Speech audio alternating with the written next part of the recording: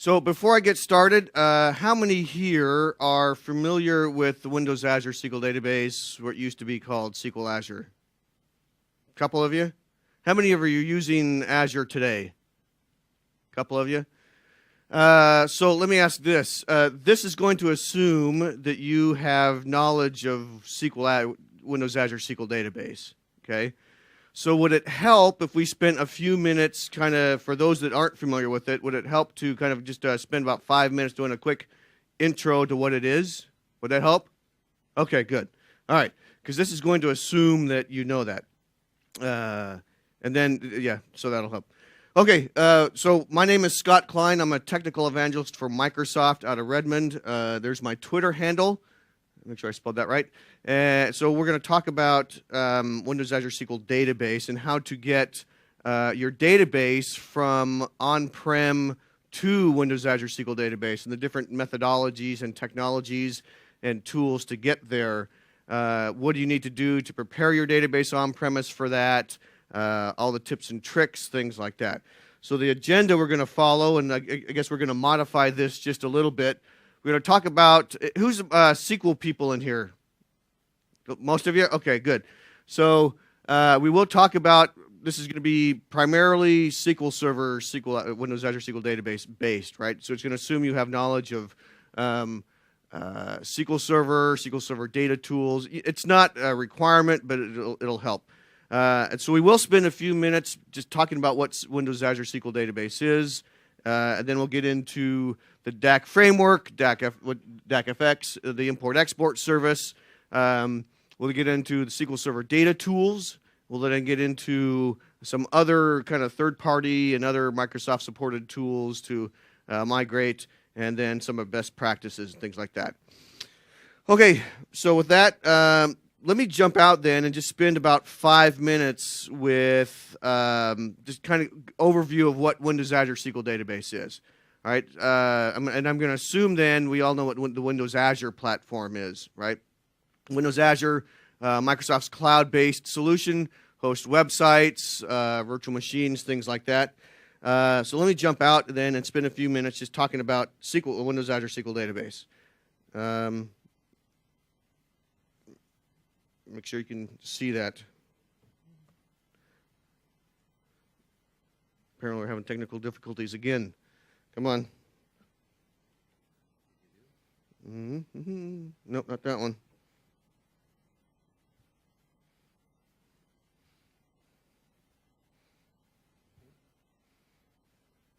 No, we're watching the video. Oh, there we go. Okay, so apparently it's up.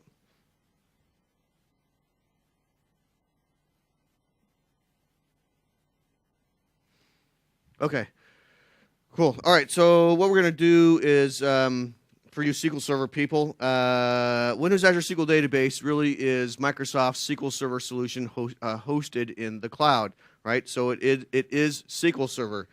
So here I'm connecting to so like on-premise, when you provision your server on-premise, you can name it things like Batman, Superman, Ratbert, Dilbert, things like that. We've all named our servers funny names. In Windows Azure SQL Database, this is Microsoft saying it's platform as a service. Let us manage and host SQL Server for you. You don't have to worry about things like the maintenance, the management, licenses, things like that. So it's physical administration versus logical administration. So in the portal, what I can do is, and I've got all my servers here, so when I log into the portal, this is our Windows Azure portal. You've probably seen this throughout the last two days. These are my Windows Azure SQL Database servers, right? And notice my names here are not, they're generated for me. So how long does it take how long does it take you to provision a SQL server on-premise? Anywhere from about 3-4 hours to, it could be a couple weeks, depending on if you have to provision the server and things like that, right? For me to provision a server, it's add, and I just fill it out. So I can say SQL Scott, give it a name, right? And then and then specify what region I want to put this server in. Now, what it does is when I click OK, it does not provision me a physical server. What it provides me is a TDS, excuse me, a TDS endpoint into the data, excuse me, into our data center, essentially, right? Because if we look at my server name, if we look at these server names, let's just pick this one here in North Europe.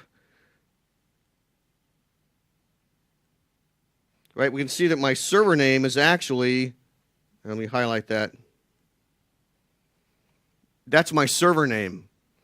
Okay, so it provisions me really just a TDS endpoint that I will use to connect to my my databases. It is SQL Server. It is SQL Server 2012 on the back end. It is SQL Server databases when I create one. So I get all the benefits of SQL Server, so tables, views, store procedures, triggers, indexes, primary keys, foreign keys, all that great stuff. It's the difference is that you now don't have to worry about all the maintenance, licenses, and upkeep and updates for SQL Server.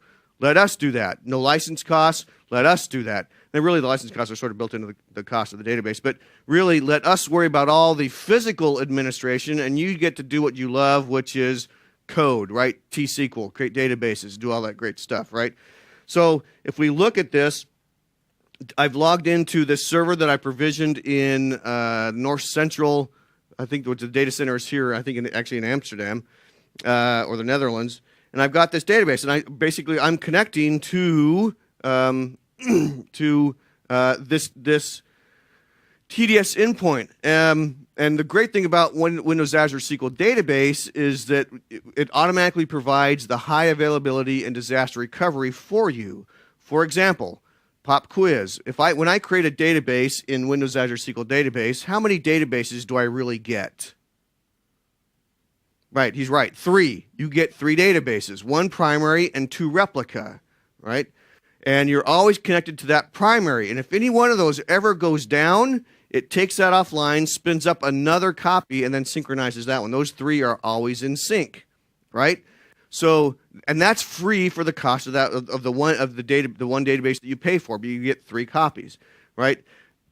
That's one very hard to do and very expensive to do on premise, but you get that free for the cost of the database in Windows Azure SQL Database. So if I have one database here, there's actually 3 copies of that, right? And so I get automatically high availability and disaster recovery automatically, right? So it is SQL Server hosted for you, platform as a service. Does that make sense? Okay. All right. So with that, let's keep going. I think the point is I just need you to understand that it is SQL Server. It's you don't have to now worry about doing maintenance and upkeeps and things like that. We do that for you. You just get to develop applications, right? This talk is about, hopefully things will go well here when I jump over. Come on. Come on. No switch? Come on. So we're going to have this problem every time we jump in and out.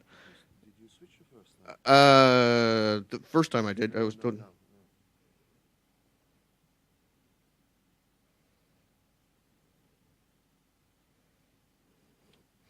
All right, so we'll try not to go back and forth too many times.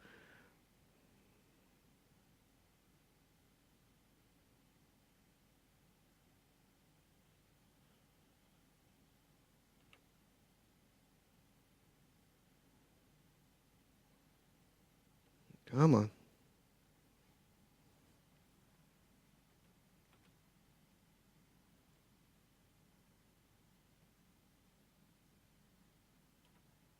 There we go. Oh. Yep, that's fine. No, the last time, did you switch or not? What did you switch what? Did I hit mix? No, I didn't. I just exited the... Okay. All right, we'll see if this works. Okay, so let's start off with talking about the DAX. So now we're going to just talk about how do I take this, an on-premise database, because we get that automatic. So on-premise, the whole purpose of SQL Azure is that, for example, let's say you've created the greatest things widget since sliced bread. It's going to sell a lot. People want it. the whole purpose now of Windows Azure SQL Database, and really the Azure platform, is that if I want to start selling this product that I have, I need to be able to support the load, both from the application side and the database side, to support the load, right?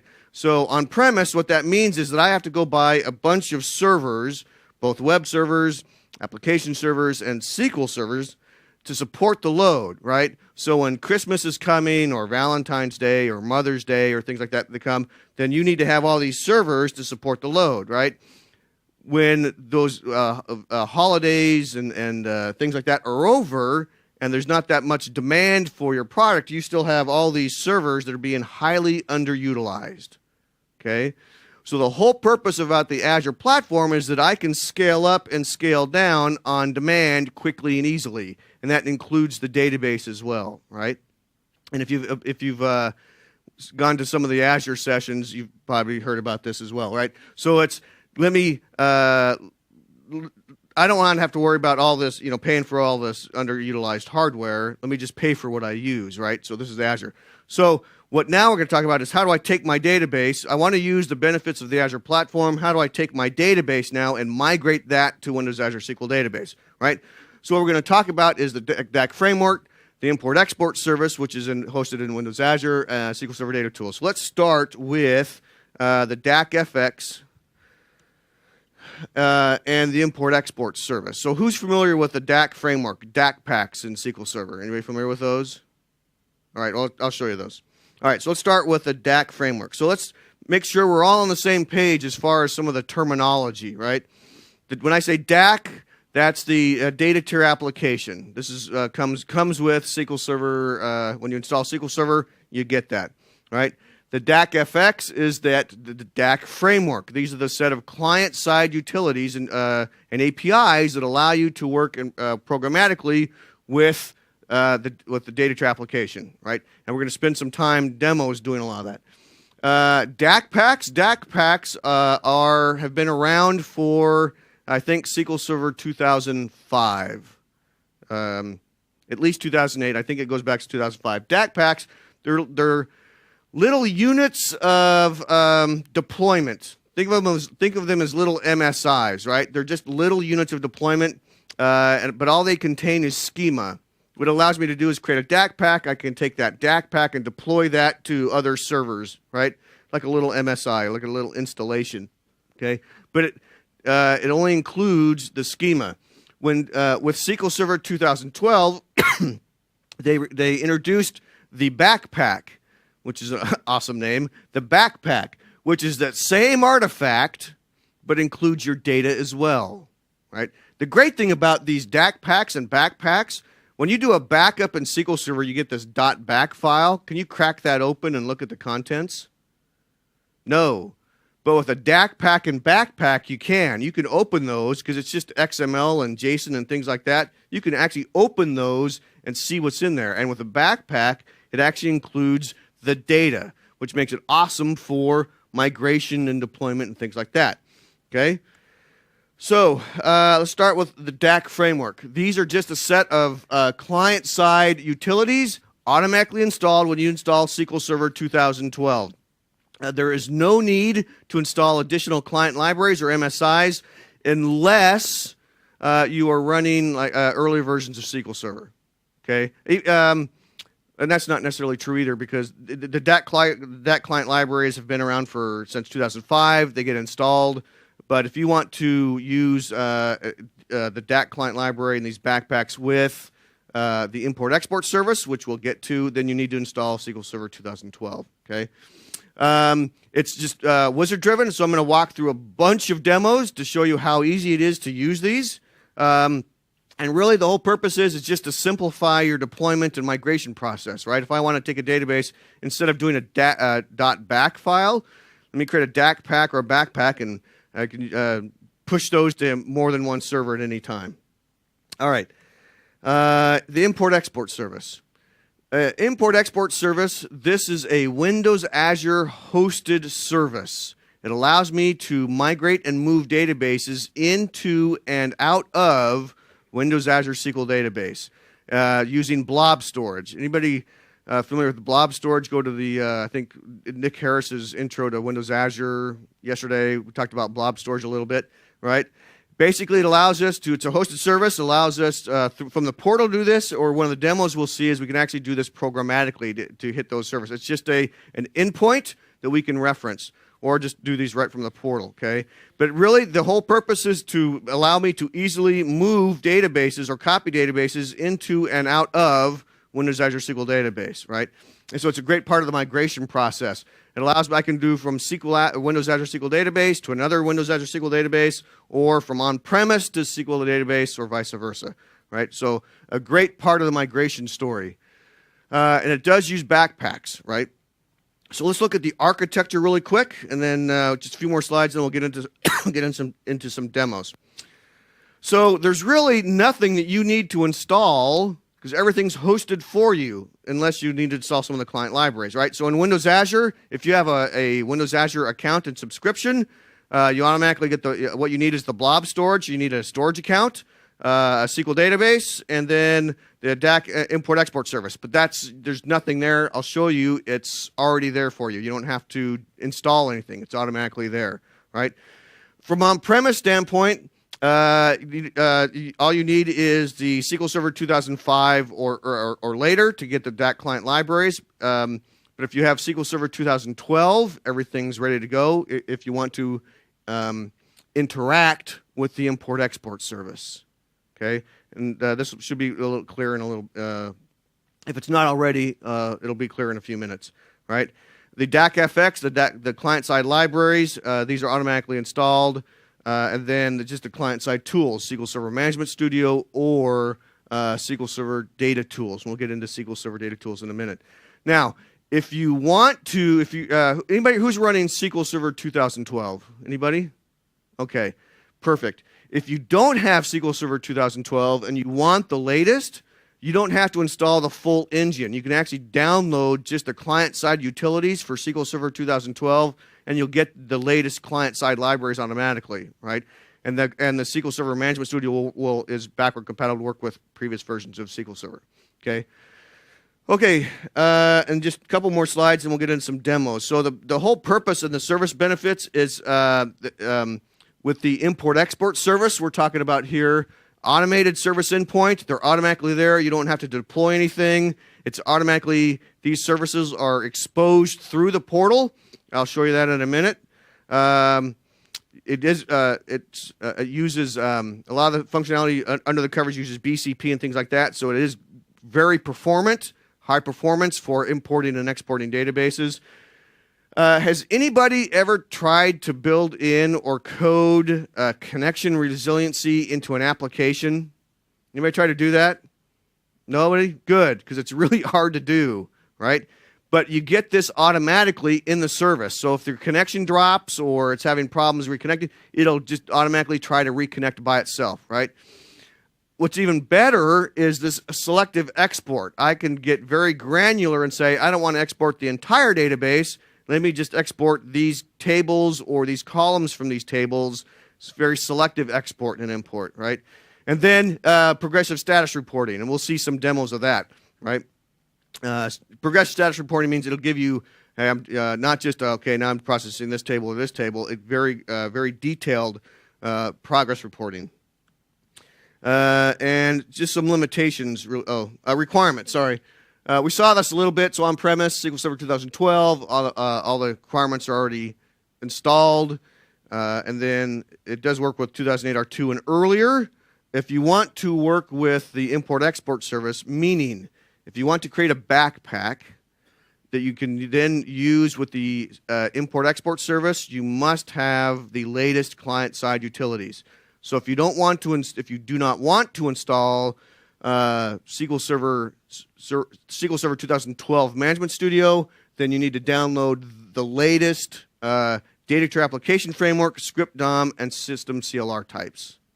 Okay, you have some options there, and then Windows Azure, just a storage account and SQL Server database, a server. All right, one slide and then some demos, because this is going to be after this, it's pretty demo heavy. All right, so not supported SQL variant data types. There is no transactional consistency, so if I'm doing a backpack import-export, it's not transactionally consistent. There are ways to get around that, meaning you can do a create database as copy of, and then create your backpack, and we can go into more detail if you want from there. The database from on-premise, the database must be SQL, Windows Azure SQL Database compatible, and I will show you what I mean in a demo. Secrets are not migrated, meaning passwords, encrypted stored procedures, things like that. And anybody still running SQL Server 2000 here? Good. A 1? All right, we need to talk to you after. get you to upgrade. All right. So with that, let me jump out and do some demos. This is going to assume that the demos I'm going to show you will be through SQL Server Management Studio, just to give you a foundation of how these backpacks work. And then we're going to show you how to get more granular by doing actually jumping into Visual Studio and doing some code. All right, so in SQL Server 2012, so what I'm going to do is I'm going to connect to my local instance of SQL Server. And in SQL Server 2012, what we have now is if you're familiar with the generate scripts and things like that, I can right mouse click a specific database. So what I'm going to do is I'm going to work with this Contoso expense database right here, right? My Contoso expense database. What I'm going to do is if I right mouse click that database, we have two new options here. If I go in here, notice that we have deploy database to SQL Azure and then export data tier application. So the deploy database to SQL Azure is if I want to just take a one-shot, just take this database, deploy it to SQL Azure, I'm done. And actually will create a backpack behind the scene, right?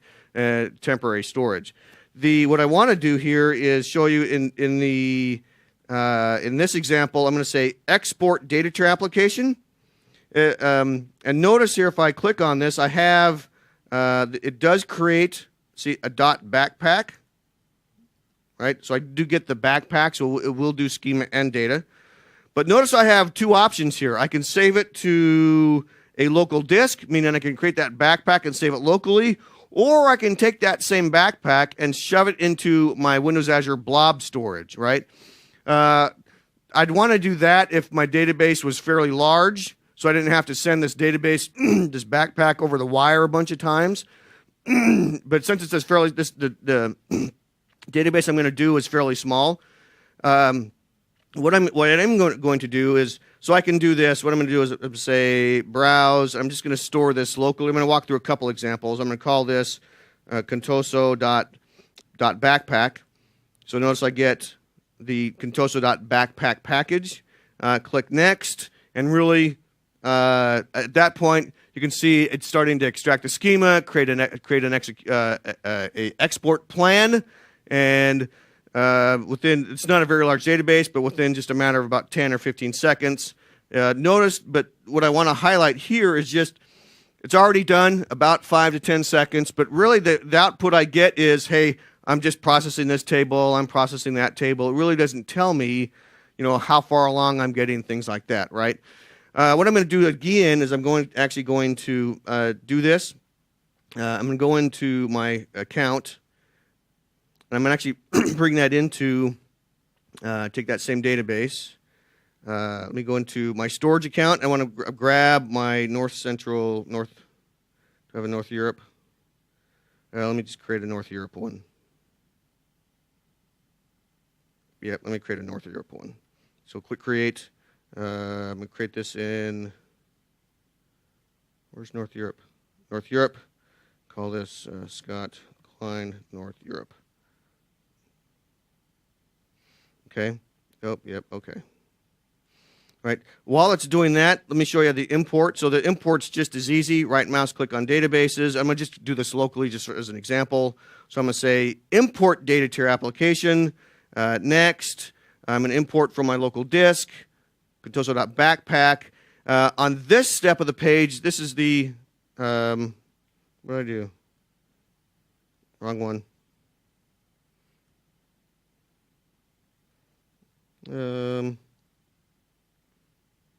Yeah, import from,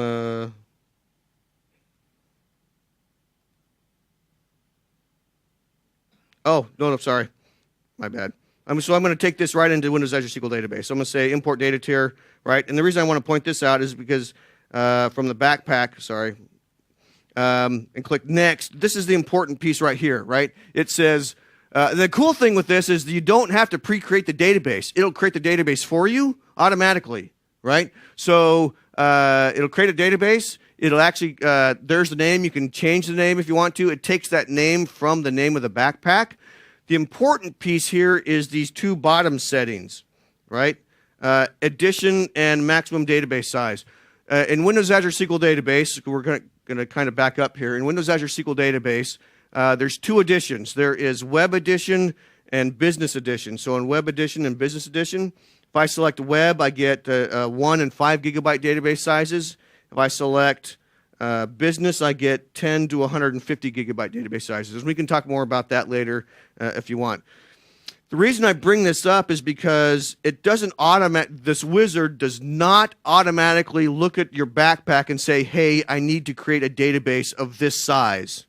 It's up to you to say, my database is coming from a 10 gig database, so I need to create and select here the appropriate size of the database, the target database, right? Does that make sense? Otherwise, if you don't, it's going to fail, right? This database I'm importing is probably, what, 1 meg? So a 1 gig data is going to be fine. It's up to you in this wizard to say, make sure that you set these two options appropriately for the database that's coming in, okay? Click Next, Finish, and notice that this will take a few more seconds longer because it is going to across the wire to not locally, but to the North Europe data center. Okay, and while it's doing that, what I'm going to do is I'm actually going to show you how to. I want to show you the import-export service now. So I've got what it is creating. Okay. Oops, I don't want to do that. Come on, you can do this. So okay, we'll jump out of this. So, there we go. So notice again, the same status. It's just saying processing this table, processing this table. Really doesn't give us a whole lot of feedback on that. The import-export service, however, is, okay, so it's already done. So what I'm going to do is, with every storage account, you can get a set of keys. So I'm going to say manage keys. And I'm going to copy those to the clipboard. Because what I'm going to do here is I'm going to go back to my SQL server, and actually I'm going to shove this same database, tasks, export data to application, to my storage account. So I'm going to say connect, and it was Scott Klein, North Europe. There's my storage account. I'm going to click connect. I'm going to put this in a container called, let's just create a container really quick. And I'll show you the import-export service really quick. So I'm going to say add container called backpack. We'll make this a public container.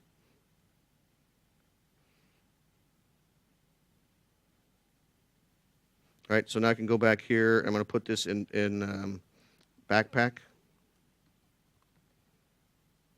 Next, finish. So it'll do the same thing. And when it's doing that, what I'm going to do is go back to my databases node here.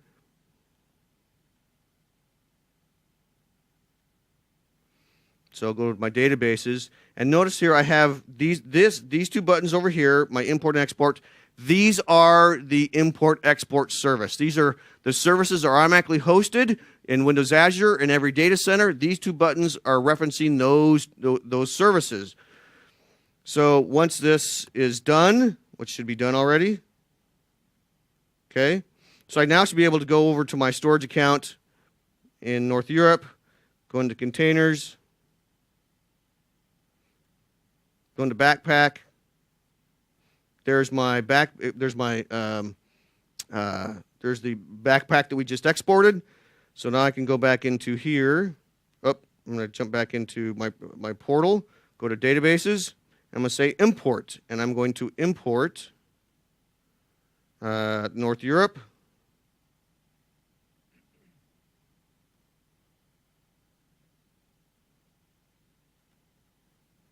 Open.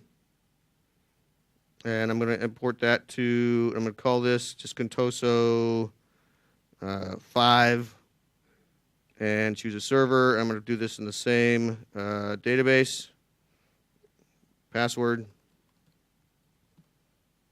Okay, and if I want to, I can do additional database settings, but no, I'm just going to say import, right? So what we've done is through the UI said, hey, I want to import and export. While it's importing, though, what I want to point out is now I've got this. Anybody familiar? Are you guys familiar with the AdventureWorks database? Right? So I've got on-premise this AdventureWorks database. If I were to do the same thing, export data to your application, and this is why we're going through this. So there's some logic behind my madness here. If I were to do this and I would save this as locally as adventureworks.backpack, click next, and click finish. Is this going to succeed or fail? Bam, fails. Why?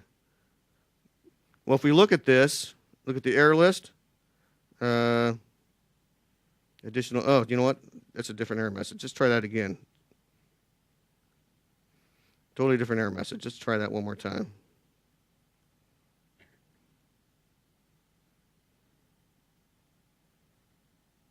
So we'll just say AW.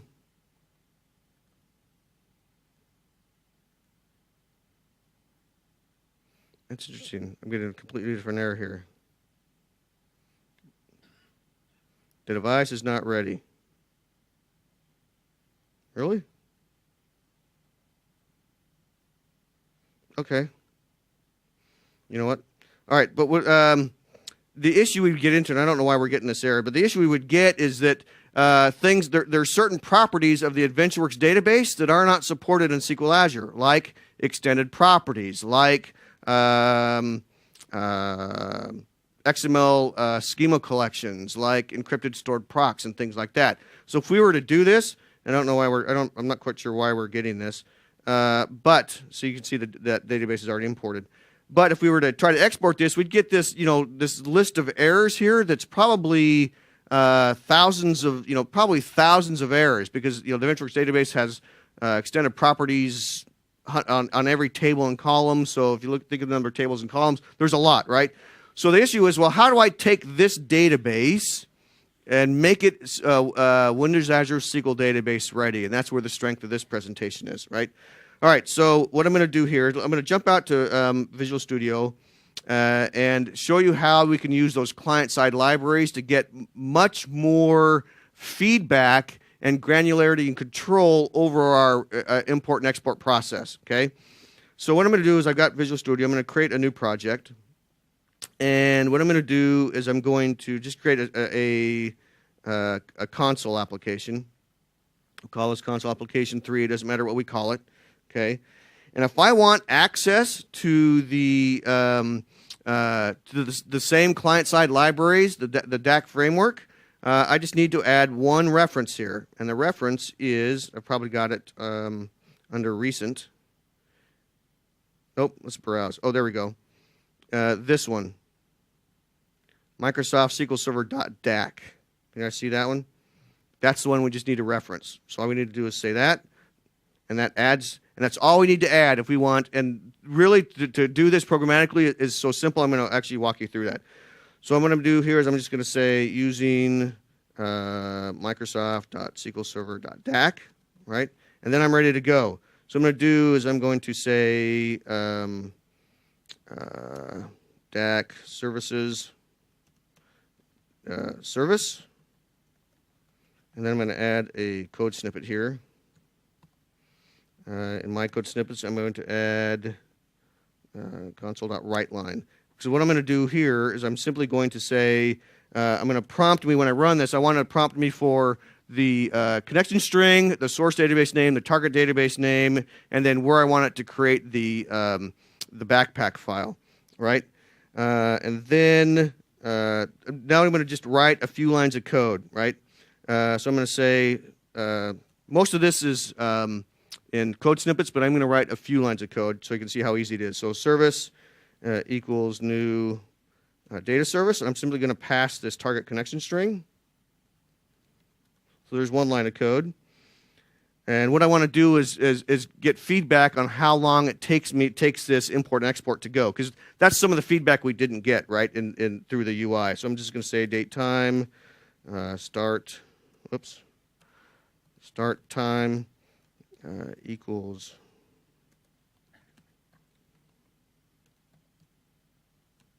.now, and then let's just now let's import and export the database. It's going to be very simple, right? So to export, one line of code, service, service.export backpack, and we're just going to pass it the file path. So this right here, and the source, let's spell it right, source database name. Okay, that's all we need to export our database to a backpack. How do we import?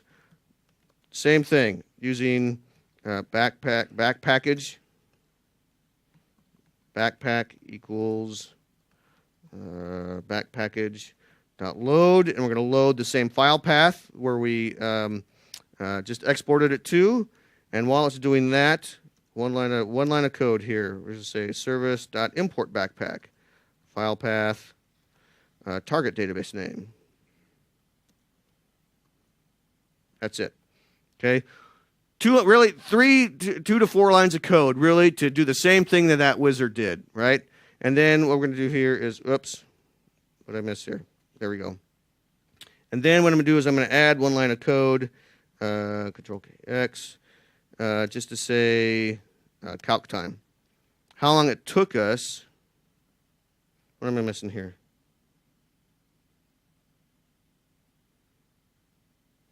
Service.import. Yeah, that should work.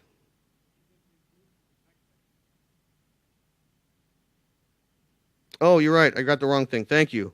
It's that one, not the file path. Thank you.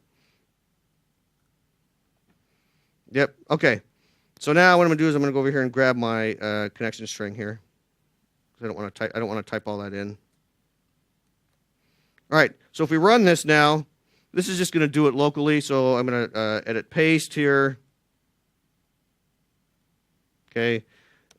What's the name of our source database? That was Contoso expense. Target database name. This is going to do it locally, so I'm going to just call it Contoso 9 and :/temp / we'll call this Contoso 9.backpack. Okay. Go. All right. So this is going to think a minute. What's missing here? What are we missing? Because this is just going to think a minute and then come back and say, hey, we're done. But what's missing here? Our feedback. Don't we want status updates? Don't we want to know what's going on? Any error messages, right? So that's all done. Took 17 seconds. But really, nothing told us, hey, what's the status, right? We want to know what's going on. So what I'm going to do is finish that. Let's go add a couple lines of code and to show how to get that feedback, right? So what I'm going to do here is above here, I'm going to add one line of code. So I'm going to say, I want to add event handler methods. Oh, and I want to add those. Sorry, wrong place. I'm going to add those down here. Okay. And then right above, I think I want it right here. And this may be in the wrong spot as well, but we can move that. Event handlers. Okay. Right. And I think I got to fix these code snippets because this is received. Let's do that. All right. So with just a couple lines of code, we have, and this is service. SVC, right? So with this, we have two lines of code that says we have DAC message event args, event handlers, DAC service messages and DAC progress messages, right? We want to know any errors are coming back, what the progress is. We want to know much more beyond processing this table, things like that, right? And we simply can use the DAC service message event args and DAC progress message event args, right? That's all we're doing, okay? So let's run this again. And we'll paste this. Oh, darn it. Let's try that again. Copy. Paste. Okay, we'll Contoso expense. Make sure I call that right. We'll call this Contoso 8 and d:\temp 8.backpack.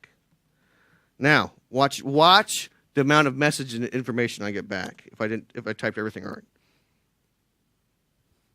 Much more information than just we're processing this table, processing that table. It tells us the percent done. We could actually pipe this out to a text file if I want. But isn't this much more useful than just processing this table and processing that table? All by just a couple lines of code, all right? And this only took 13 seconds now, right? So much, much, much more information than just processing this table and processing that table, right?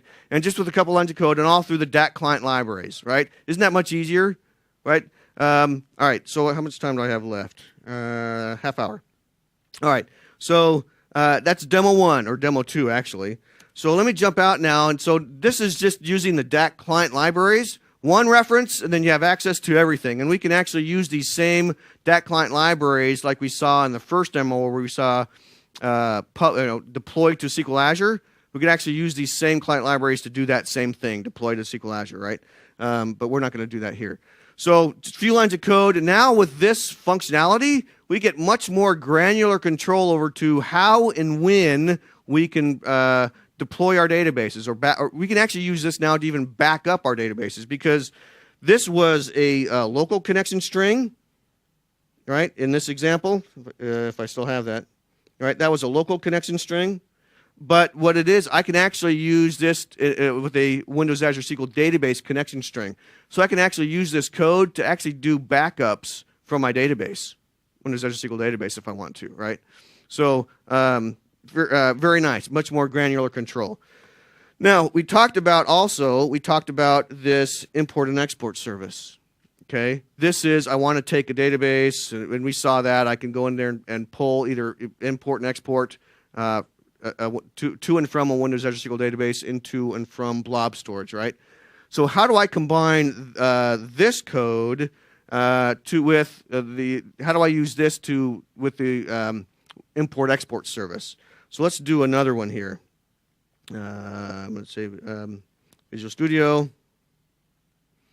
And what I'm going to do here is I'm actually going to create and show you how to use the import export service. So I'm going to create another console application. And we won't walk through all the code here, but I'm going to say console library or console application. Okay. And same thing. So again, I'm going to walk through it. I'm going to say, let's add that same DAC. So add reference, DAC. Okay, and I'm going to say using .DAC. Okay, but what I'm going to do here is I'm actually going to add a new class to my project. And I'm going to call this import export helper.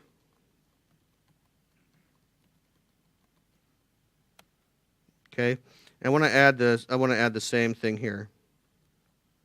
Actually, so what I'm going to do, I'm going to say Control X, and I'm going to add a code snippet here, and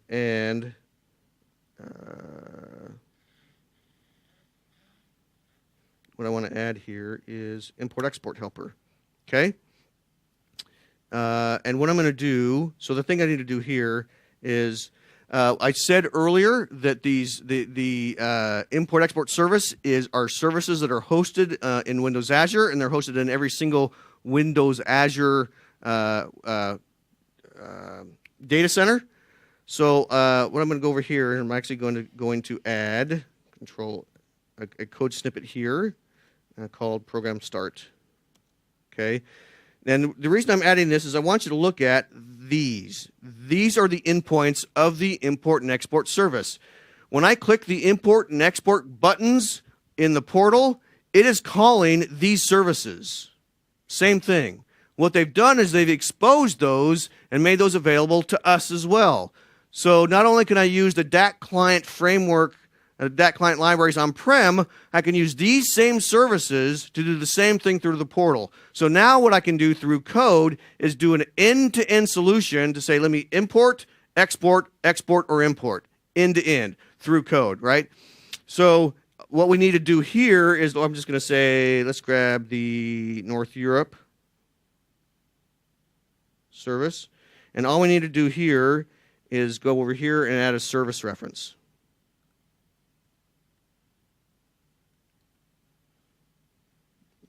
Go.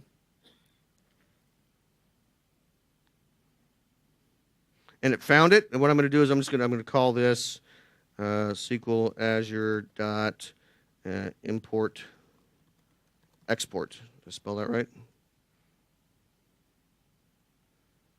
There we go. So there's my service reference. And the reason we're doing that is because we're referencing that here in the import export server, import export, right? And we have to, we also need to call this console application 4, right, to get this to compile, right? Okay, and at this point, we're all ready to go. We can start, but what I want to do is I'm not going to start writing a lot of code, because what I want to do in the last remaining few minutes is show you, I'll walk through this code just a little bit, but what I want to show you is how do I take my database that on-premise and get that SQL Azure ready, okay?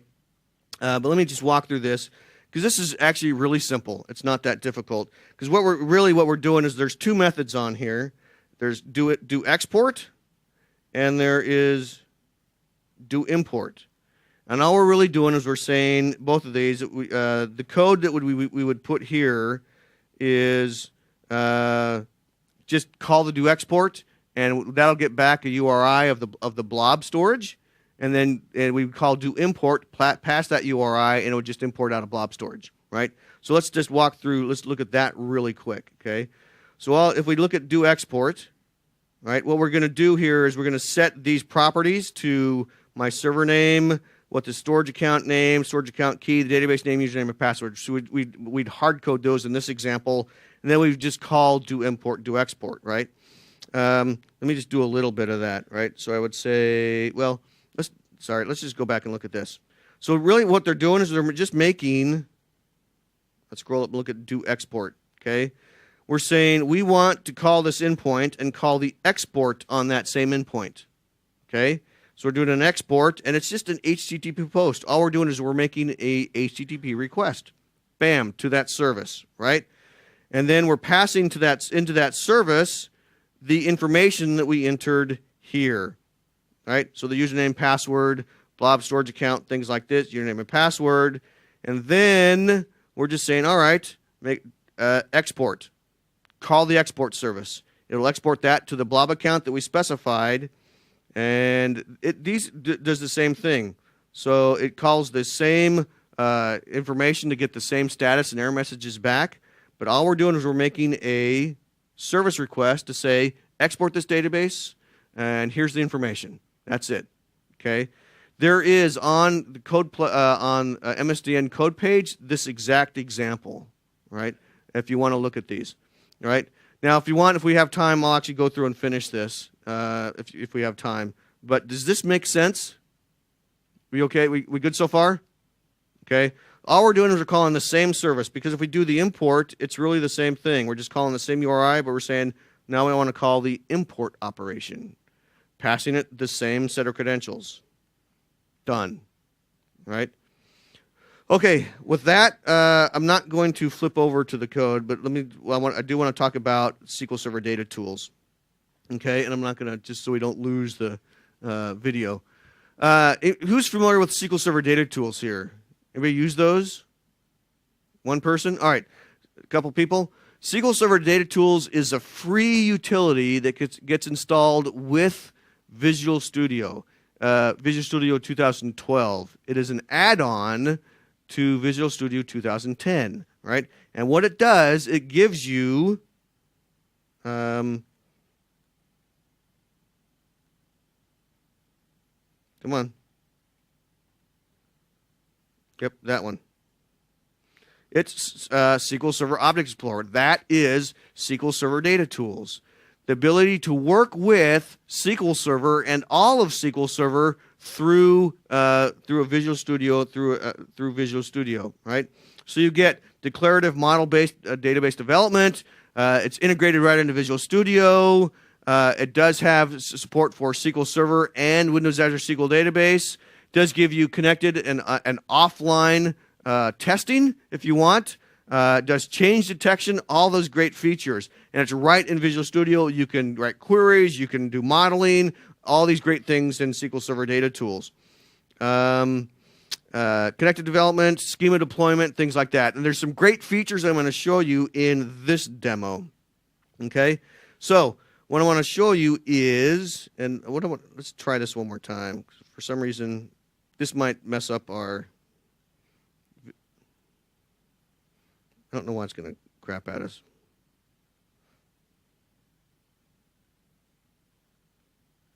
Let's see if it behaves now. Nope, same thing.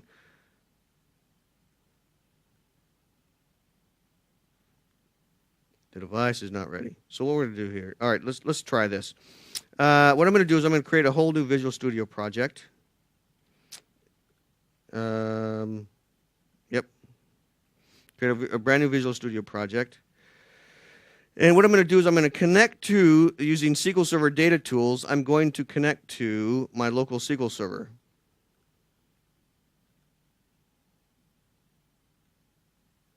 Okay, and I'm actually going to use the same database, and hopefully it'll behave.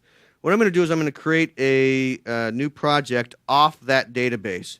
We'll call it Database 2. I'm not going to make any changes. And what this will do is hopefully this will behave. It'll actually take that. Yep, it's not going to behave. So let's do this. Let's stop that.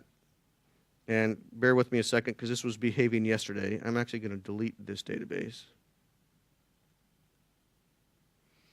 And I'm going to re-add it. I'm just going to attach from.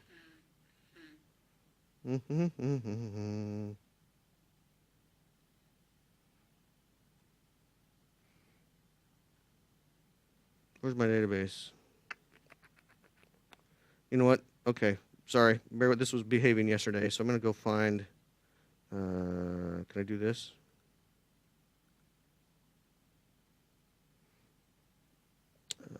Import. Restore.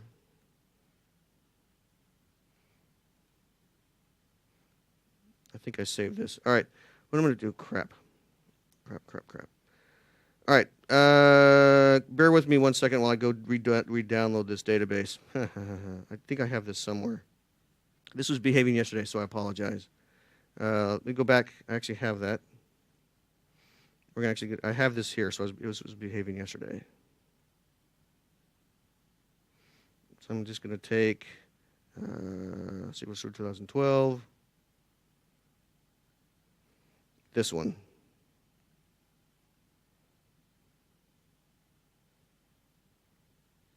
Come on. And what I'm going to do is we're just going to save that really quick. I'm going to save it here. Shouldn't take too long to download. 8 minutes. How fast is the pipe here? All right, I apologize. This was working yesterday. All right.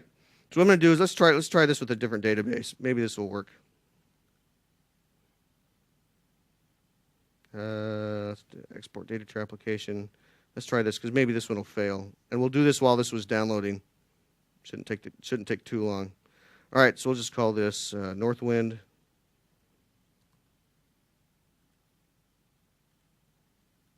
Is this going to blow up on us?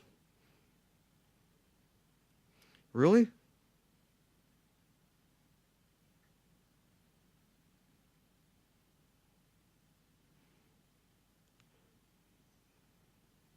Is my D drive acting up? All right. You know what? While that's downloading, let me keep going a little bit and show you some other things, and then we'll jump back into this. I don't know why that's having issues. All right. Huh? Yeah, so I'm running this as admin. So I don't know why it's giving me those fits, but I am running as admin. I should be running as admin. Maybe I'm not. But it's not, I don't have to be running admin. I don't have to run as admin to export a backpack, right? If I do need to be running as admin to attach an MDF file, but I don't have to be an admin to export this, because we've seen this a number of times. I exported the Contoso file, and I'm not admin, so for some reason those databases might be corrupt. This was working when I was testing this yesterday, so something happened. But let me jump in a little bit, and let's walk through this, and while this is downloading, and then, because we still have 15 minutes left, so hopefully this will finish, and I'll be able to walk through this. Okay. Other migration tools, because we talk about this. One of the great things with SQL Server, starting with SQL Server 2008 R2, is the ability to export for SQL Azure, right? Not backpack scenario, right? But actually use the generate scripts wizard. For example, let's take the Contoso expense database, and let's do tasks, generate scripts. Okay, what I'm going to do here is I'm just going to select all the tables. Okay, but one of the great things in the advanced dialog, and I don't know if you guys are familiar with this, is the ability there's two new properties they introduced in SQL Server 2008 R2, right? Is the script for SQL Server version, and more importantly, script for the database engine type, right? These two right there. Do you guys know that you can drop that down and script for SQL Azure database? That's awesome, because what it'll do is it'll go through your database and kind of highlight that this needs to be fixed, this needs to be fixed, and this needs to be fixed, right? So if I take this, what I like to do is, there's some pros and cons to using this generate scripts wizard, right? I like to recommend people that maybe what they do is they go and say, just to understand how Windows Azure SQL Database works, go back here, previous, not select all the tables, right? But maybe select one table, maybe a store procedure, view, things like that. Script for on-premise, right? So script for not SQL Azure, but script for standalone. Let's go to a new query window. Right, so there's our query. But let's take now, so what I like to recommend people do is take this script now and run that against a Windows Azure SQL Database instance and see what kind of errors you get back, right? Because that kind of helps you understand what's supported, what's not supported, right? Kind of just an education thing. But the ability that I can take a database and script for Windows Azure SQL Database saves me a ton of time. But one of the challenges with the Generate Scripts wizard is that if you have a large database, but you can also use the same Generate Scripts wizard to script data as well, is you might have this huge output file, and it becomes unmanageable at that point, right? So maybe you use this to generate just the schema and use other tools to do data, okay? That's awesome. But this is a great way to educate yourself as to what's supported and what's not supported in Windows Azure SQL Database. Okay? All right. That's Generate Scripts Wizard. Kind of use it maybe for schema, but not for data, because you might get a large file if you're doing data. Like if you were to generate the AdventureWorks database with data, it's like 300,000 plus lines, or more. And depending on how much memory you have on your PC, it won't even open the script, right?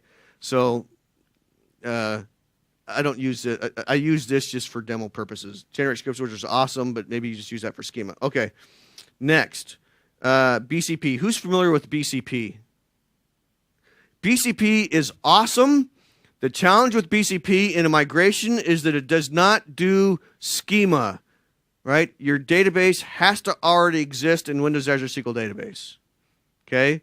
But other than that, once you've got your database and schema, then you can use BCP to BCP out the data and BCP it in, right? And it's actually fairly straightforward. It's not hard to learn. It's just BCP out. And the great thing is that it does automatic retry for you. So if there is a failure, connection failure, it'll keep retrying, right? So you can actually take a fairly a large amount of data and migrate that to SQL Azure, even over the wire. It's fairly quick. The downside is it does not do the database has to already exist, and the database and the schema, the receiving tables, right? SSIS, same thing. It's great. You can use SSIS on premise to connect to your target, your source, and your target. Your target is Windows Azure SQL Database. Same thing with BCP. Your database and schema already has to exist because you have to map the source and destination, right? But it works as well. Okay.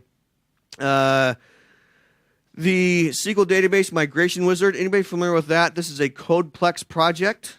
The downside with this one is it is since it's a Codeplex third party, it is not supported by Microsoft, but it really does the same thing as the Generate Scripts Wizard, but it's got a UI in front of it. So you pick your target, pick your source database, pick your target, and behind the scenes it generates a script, runs that script against SQL Azure. Thank you, and then will BCP out and in your data. Okay. If there's things that are not, the challenge with this tool is that if there's things that are not supported in Windows Azure SQL Database, it just kind of marks them out and doesn't run them. So you have to interrogate the script first. And then lastly, these are supported. These are migration assistants that you can find out on MSDN. There's one for Access. There's one for Oracle. There's one for MySQL, for DB2. These are little migration assistants that will actually take a database from on-prem and migrate it to SQL Azure. But it's, for example, in some of the blog posts and video series I've been doing, how are we doing here? Woo, done. We actually might get to do this demo after all. Let's do this. Let's copy. Let's move this to the C drive, just for giggles, so we don't have an issue. Okay, so now what we're going to do, let's just exit out of here. Let's run this with admin privileges.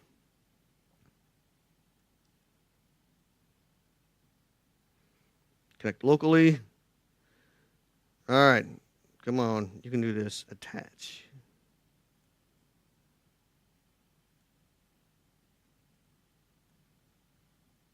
Everybody cross your fingers. Come on. What?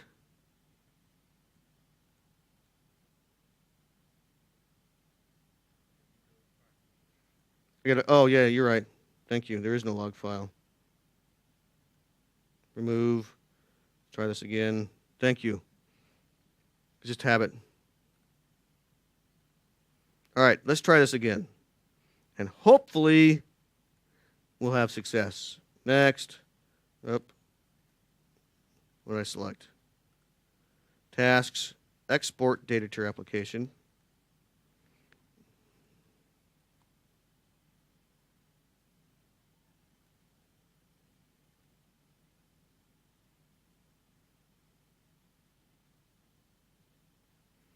It's looking promising. Come on. Come on. Fail. Yeah. Okay, so this is what we want. I've never been excited about a failure before. Fail. Yeah, it failed. Okay. So now this is an important thing, right? Because now we know it's working, kind of tongue in cheek working, right? But if we click on this, right, there's our error list, right? Look at all those errors.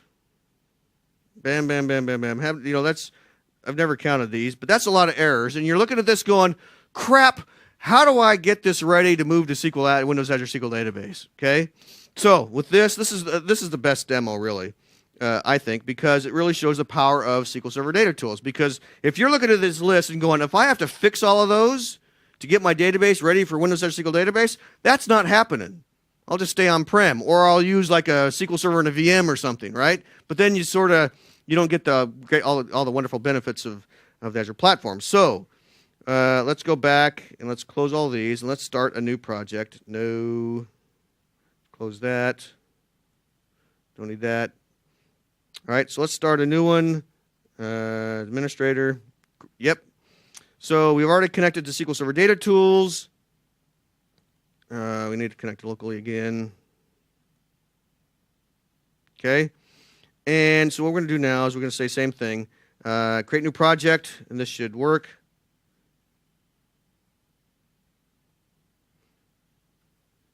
Right, so this is a multi-step process, right? So basically what it's doing is it's saying, all right, we're going to create a database project in Visual Studio. This doesn't take that long. It says 1 in 4,000, but it only takes like a couple seconds. This is running locally. See, done already, okay? So now I have this database project over here, and if I go over here and say properties, I can set the platform also to Windows Azure SQL Database, okay? But if I do that and save, right? And then rebuild solution, I get that same list, right? But at least now I can go, double click, oh, there it is, right? But now it's still, I'd be knocking off these issues one at a time, right? Doesn't save me any time, right? So let's do this a little differently, right? New database, new project, okay? And what I'm going to do here is, I'm going to go to SQL. Did you guys know that in Visual Studio comes with a SQL compare? Do you guys know that? Yeah? Who knew this? Right? This is awesome. Right? So I'm going to say new schema comparison. Okay? And I'm going to select as my source my AdventureWorks database. That one. Okay? And as my target, I'm going to select, before I do that, what I'm going to do is I'm going to create an empty project. Let me do that again. Sorry. Schema compare, new schema comparison. And then what I'm going to do is, select source, choose my database, choose my database, which is that one. As my select target, project. I need to create a new project. So I'm going to say, so I'm going to create file, new project. I'm just going to create an empty database project. Down here somewhere. Where's my other projects? SQL Server. I'm just call it database 1, an empty project. Right. Then, right. So then I can go over here, select target, project, database 1. So that's my empty project. Okay.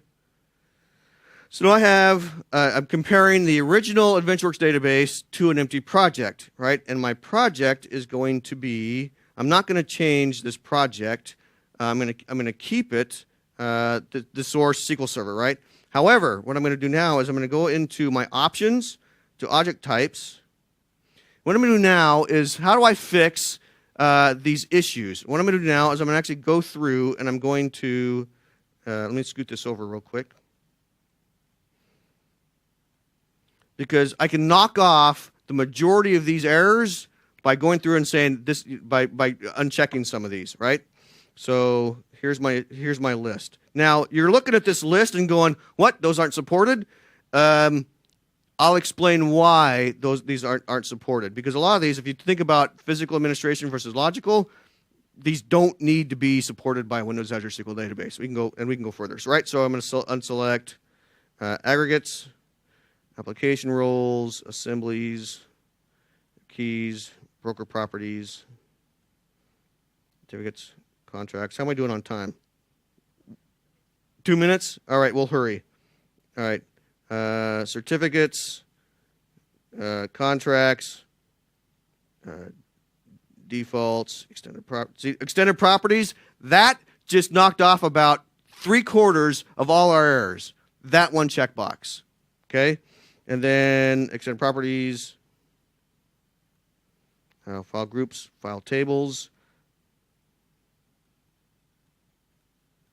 those, message types. So we won't walk through all of this, but message types, partition functions, partition schemes, queues, If I miss one, let me know. Remote service bindings, rules. Let me scroll down here, make sure I get them all. What I left off? Rules. Yep, sequences. Thank you. Sequences, services, symmetric keys, and then lastly, a few more of these. User-defined CLR. Yep, CLR, and then XML indexes and XML schema collections. Click OK. All right, and then what I do is I can just, at that point, I just compare, and we'll go through. We'll finish this. So yeah, let me wrap up real quick. Okay, but what this does is this actually does a comparison. It'll come through and say, all right, since I'm comparing this to an empty project and I don't want to include these, my error list just went down from probably a couple thousand to maybe a few hundred, right? So there it is, update. So I'm going to update the target. I'm walking through this real quick. So this will only take a couple seconds as well.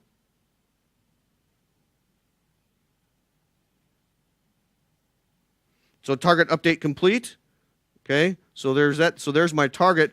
And now if I set this to Windows Azure SQL Database,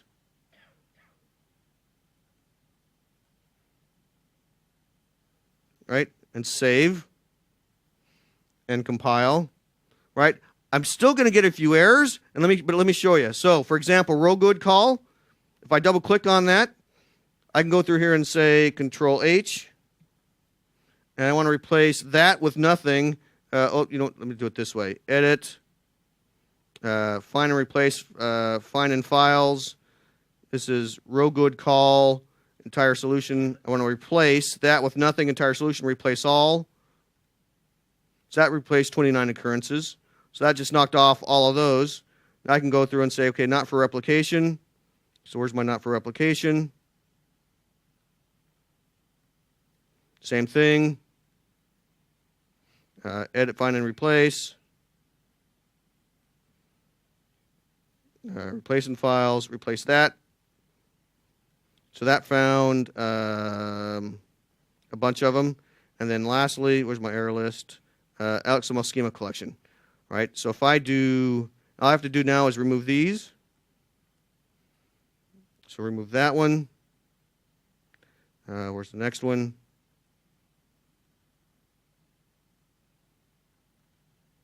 Let's see. Let's rebuild. So there's only a couple of those, right? Oh. So now we're out of time. But now if I just go through at this point and say, just remove all the XML schema collections, at this point, when I cleaned those up, if I were to recompile, it would be SQL Azure ready, Windows Azure SQL Database ready. So within just a matter of minutes, what I did is I basically did a schema comparison, unchecked off a few things, rebuilt, cleaned up a few things that the wizard didn't pick up, right? Then cleaned them up, and it'd be all ready to go. And at that point, all I need to do is now just from here, I can then deploy my database, this to either on-premise back or to Windows Azure SQL Database, and I'd be done. So just instead of going through and knocking off all those issues one at a time, and I apologize for the technical difficulties, but within, 3 to 5 minutes, I took a database that had at least a couple thousand errors and cleaned them up, and now I'm ready to deploy to Windows Azure SQL Database, right? So the power in all of this is SQL Server Data Tools. The DAC client utilities gives you the ability, and lastly, if you go out on the code page for MSDN, for the Windows Azure code page, all these examples are out there and ready for you to play with if you want to see how these are done, right? And there's actually one that uses a WinForms application to show you how to do an end-to-end export, upload to blob storage, and then call those same import-export services to import into Windows Azure SQL Database, okay? Anyway, I apologize for the technical difficulties, but I appreciate you coming, and I'll hang around if there's any questions. But thank you. Appreciate it.